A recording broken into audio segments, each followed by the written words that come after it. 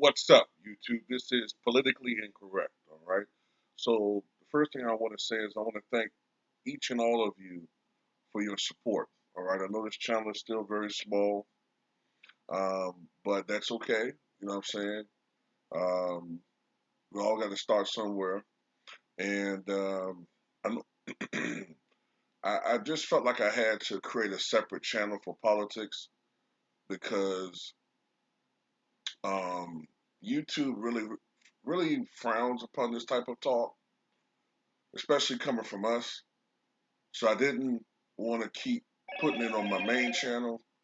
So being a smaller channel now kind of gives you a little bit of leeway, but ultimately that can fade away.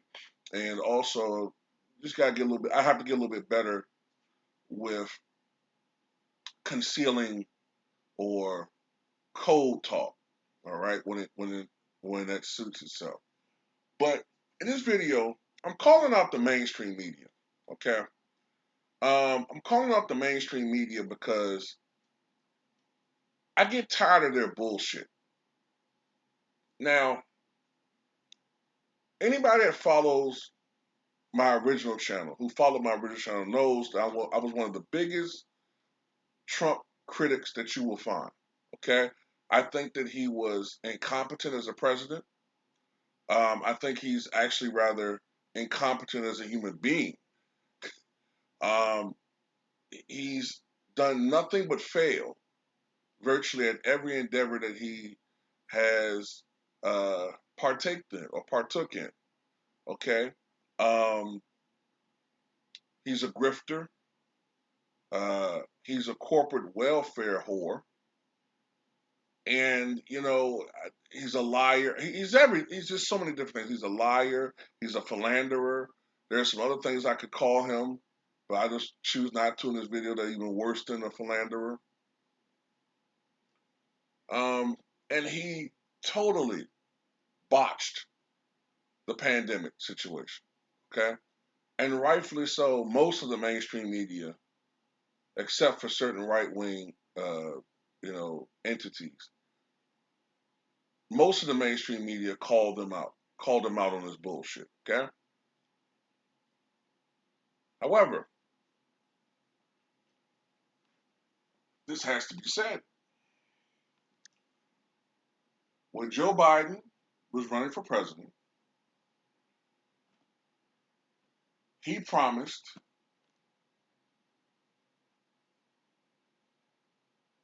that they would be a responsible administration and that they would do their best to look. I'm not saying they're going to be able to eradicate the virus. Okay, um, it's never going to go completely away, but they basically said that they were going to do a much better job at controlling this thing. Okay, the first couple of months, the but there are some things that I could say in this video that are sort of, I don't know how some people are going to feel about this, but these are just my opinions, okay?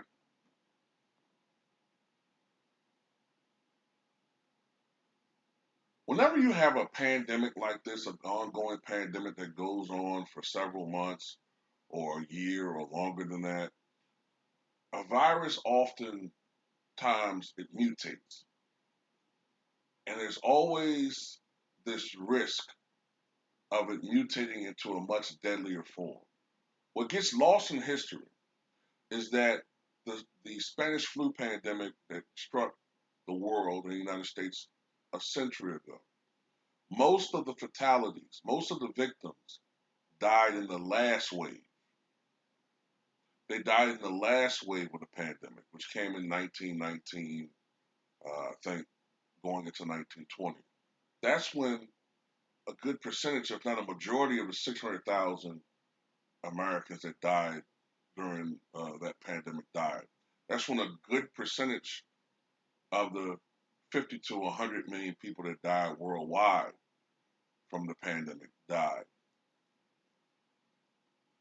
This so called Delta variant even though I have my doubts like everybody else about the origin of this thing, it's real and it appears to be deadlier and much more infectious, much more easier to um, much more easier to be able to contract. Okay. My problem with the media, okay, is they're not keeping it consistent with holding the administration accountable for what's going on. Okay, because they've been talking out of both sides of their mouths this whole administration. On the one end, when Americans say, "Look, this thing has really affected us financially," okay, there are a lot of people who are still hurting because a lot of businesses folded during this pandemic. They've never been able to go back to their jobs. Their jobs essentially were lost forever. Okay? There are a lot of people who are still hurting. This thing is not over by a long shot.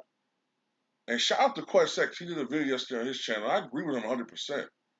Um, we may go back into a lockdown situation. And I told you all in my on my original channel, I told you all on my Patreon, which I strongly suggest you guys subscribe to. I told you all that we needed to be in a lockdown situation for at least a year. A year. But the reason why we got out of lockdown is because A, those who are in control need the worker bees or the worker ants to make their money. That's us. Okay? Without us doing the hard lifting and all the hard labor so they can get rich, their cash flow stops. They don't give a fuck about our safety. They could give a fuck about our safety. They just want us to make that money. But they code it and disguise it with, well, America needs to get back to being America again. What sense does that make? So Greece need to get back to being Greece again? I'm so sick of these motherfuckers who are the most unpatriotic people in the fucking world, always using the flag to try to justify us putting our lives at risk. We need to bring democracy to Iraq. We need to bring democracy to Afghanistan. No, motherfucker, you want to pilfer them for fucking for the oil and for the poppy seeds and for your fucking government contracts, for you individuals, for your connections to these companies, so you can get fucking rich. Okay? But I'm sick of this shit, man. We should have stayed in lockdown. But people, you know, cry and complain about they don't want to wear a mask. I don't want to give up, what I'm going through. I don't want to give up my everyday lives, our everyday lives, and I don't want to, have to sit in a house. It's just too much. It's too much of a struggle for us. I don't want to not have to go to the movies. And what do you think they did in World War II, man? Every other generation I can think of before the boomers, they all had to sacrifice in some shape or some form of fashion. Us, collectively, we're the most self-centered, selfish motherfuckers in the world. Jimmy Carter was a hated president and always called incompetent, but he was right about one thing. He told Americans in that Malaise speech that people always, negatively refer to, he told Americans that we had to learn how to sacrifice. But no, no, we like to hear people that tell us, no, this is America. You can do what you want to do. America is great and we'll always be able to do whatever the hell we want to do. And we're going to sock it to the communists. Vote for me, yeah. You know, endless, endless deregulation, criminality, you know what I'm saying? Uh, whatever. homeless situation tripled under Reagan, on average something like 300,000 a year. Under Reagan, that probably went up to like 2 million a year. Incarceration rates with minorities went from like I think when Carter was president, something like 300,000 Americans were in prison. Under Reagan, at the end, it was up to 2 million. That was Reagan's America. This city on a shining hill. Not for us. Not for us. It wasn't. The HIV pandemic that could have been avoided. But anyway, I'm to this situation. The media.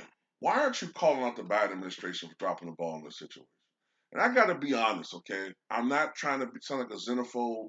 I'm not. But you can't help but think that some of this, when you see the spikes in Texas, for example, some of this might have to do with individuals who are infected crossing over from the border. I'm not a right wing dickhead, none of that shit, man. But you can't help but think some of that in an emergency situation like that, some of that needs to be curtailed. Okay. Now, a lot of it has to do with the culture of states like Texas and Florida as well. You got dumbass, hillbilly ass governors who want to kowtow to the Trump voters, and so in one instance, in some ways, they created their own personal hell zones down there. Okay, so that being said, but the mainstream for what's going on right now, but they're not going to do that. They've gone from being activists, journalists, to I guess to paraphrase Kwame, the go along, get along game.